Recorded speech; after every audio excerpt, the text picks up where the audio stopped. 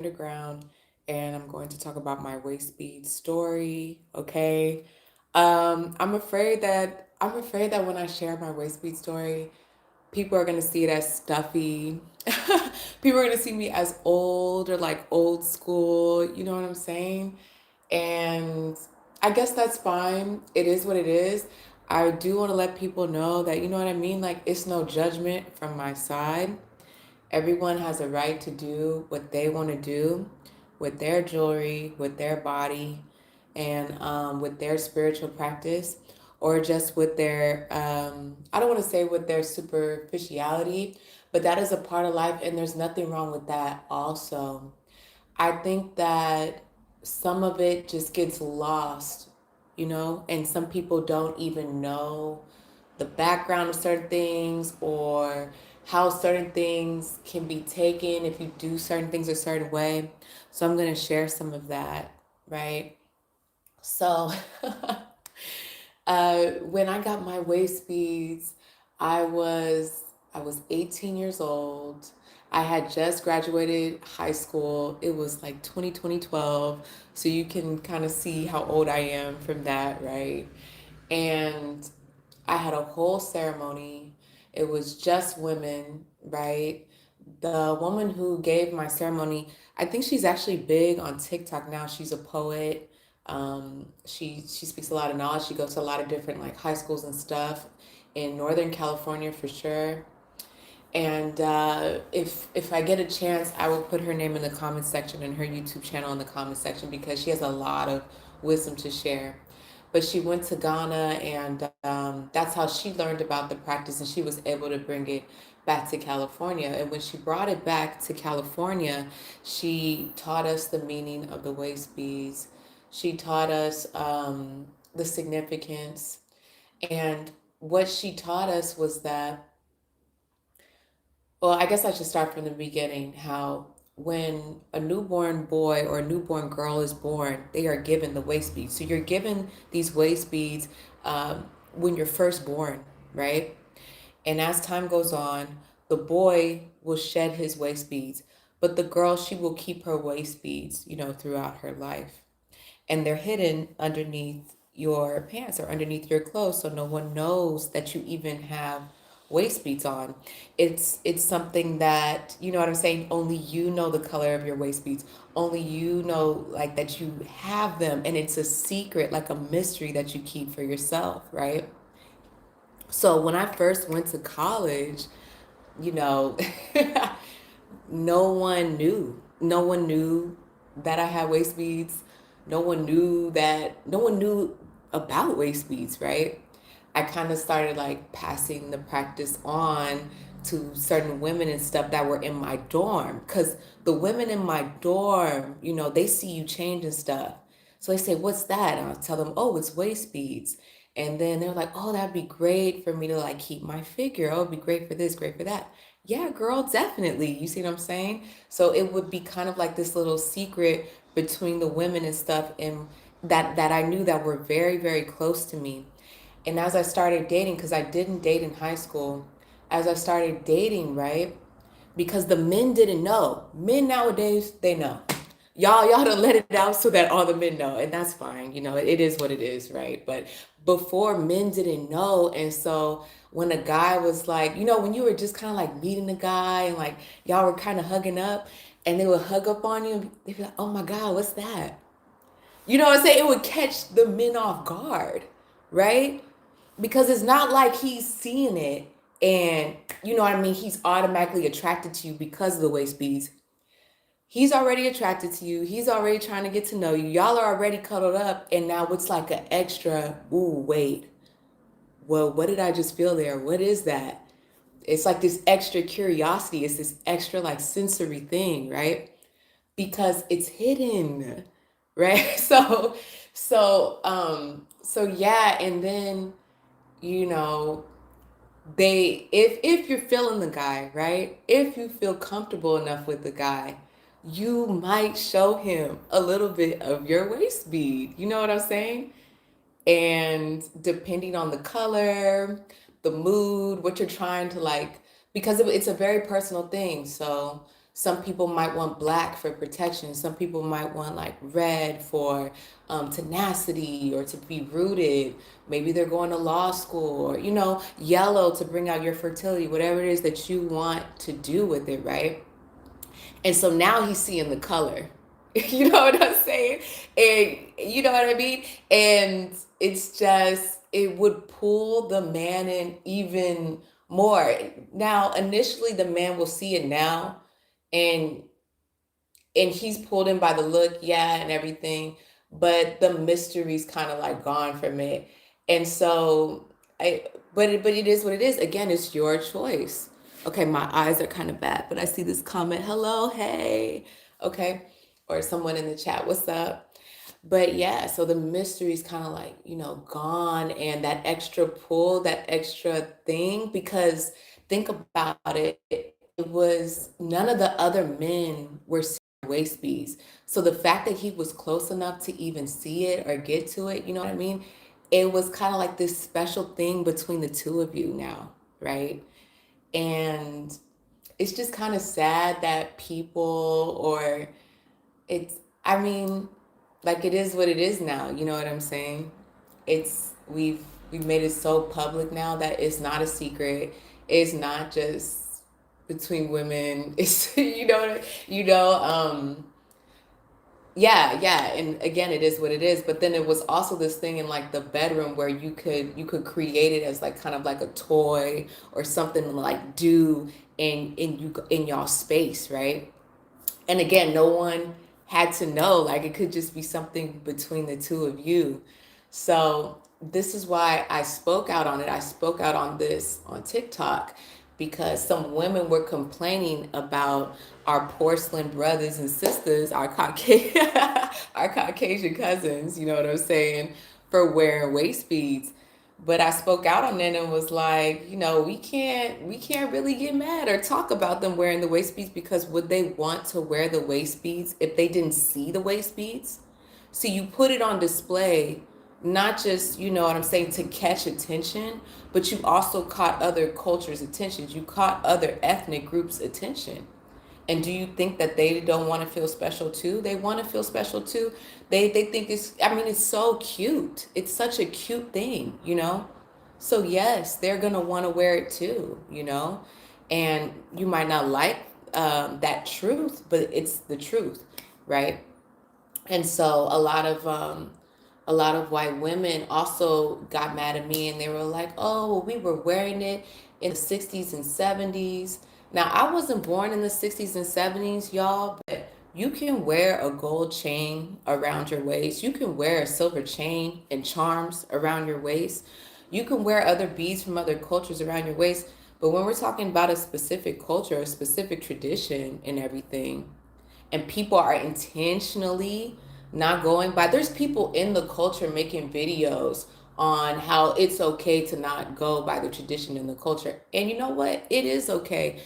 But I'm sharing what it's like to go by the tradition and the benefits that you get from it, because there is a beauty in keeping something for yourself as a woman. When you have children, I have 3 children, I have twins, and I had children back to back, right? So when you have children, it's like nothing is for yourself.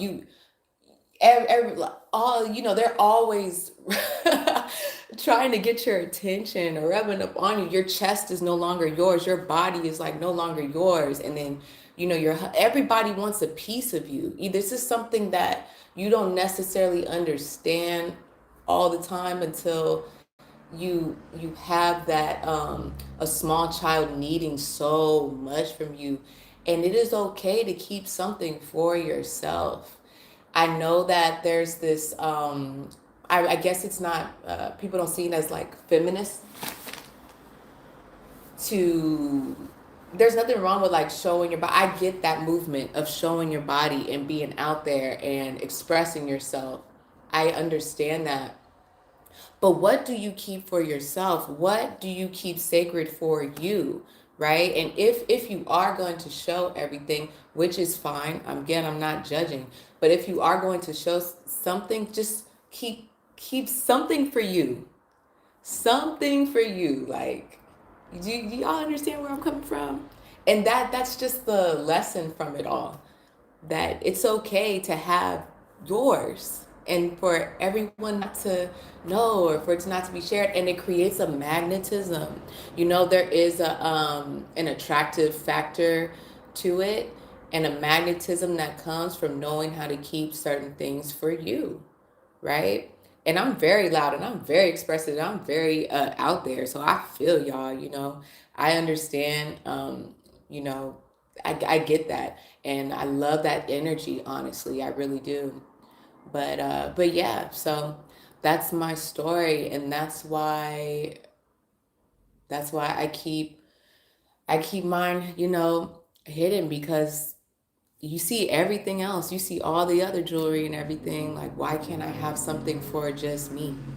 Okay, so consider that. Like, if it's not going to be the waist beads, then like maybe just having a tattoo for you, an altar practice for you, a meditation practice for you, a prayer just for you, a space in the fridge just for you, especially if you're a mom, and if you're not a mom, oh my gosh, if you can do that, and honestly, dads too, dads need it too, if you can do that for yourself and learn how to give to yourself, and you're not always looking outside for external validation, for external this, and that's what happens when you put the waist beads outside. It becomes an external thing, you know what I'm saying?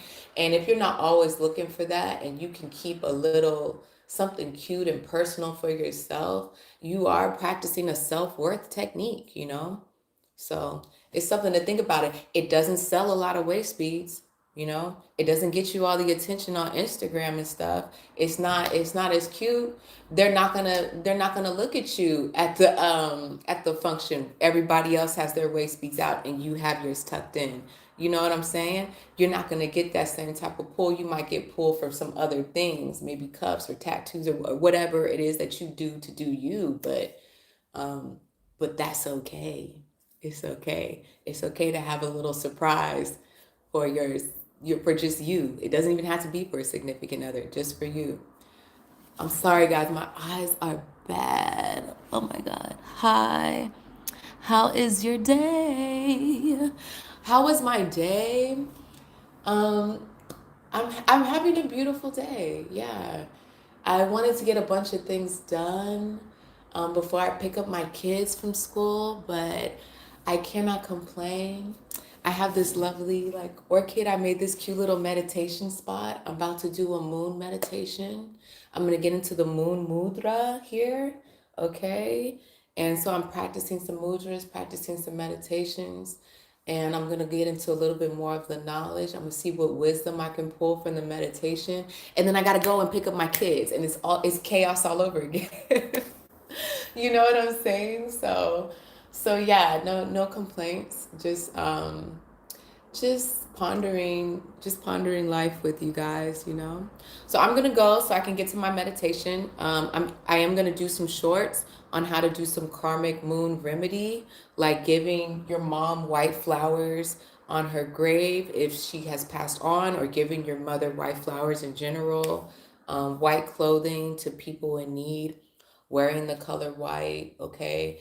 Things to heal your mother wound, your devotion, the moon rules devotion, things like that. I'm about to get into all of that before I pick up my kids and then do my mom duties, right? So I'm just getting into mom mode right now. And that's why like I'm afraid of being like this like old and stuffy story about like waist beads and stuff, and like in back in my day type of thing. But if I just hope that someone hears me and they can create some type of self-worth or self-love practice to keep for themselves, and to hold sacred for themselves, even if it's not waist beads. That's my point in this video. Have something sacred for yourself. There's nothing wrong with that. It doesn't make you selfish. It makes you self full. It makes and you don't have to drain your energy for everybody type thing, and for the men too. Okay, if your mother wound taught you that you always have to, I don't know, like that you can't nurture yourself and be there for yourself and mother yourself. Create a practice where you do nurture and mother yourself. My father always took the time out for yoga, um, and you could kind of think of it as like it wasn't selfish, but he would stop everything he was doing and say, "No, I have to go to yoga." And I hope that women can do that. Men seem so good at that sometimes. They're like, no, I'm doing this, and I just hope women can do that too. And I'm trying to practice that with my meditation practice. So I'll see you guys next time. Much, much love. I hope this gave you the life force rejuvenation and paradigm shift that you needed for your day. I'm always honored to be on this journey with you all. Oh my God, one more comment. Okay, love the live, never give up. Hell yeah, never give up. What? What?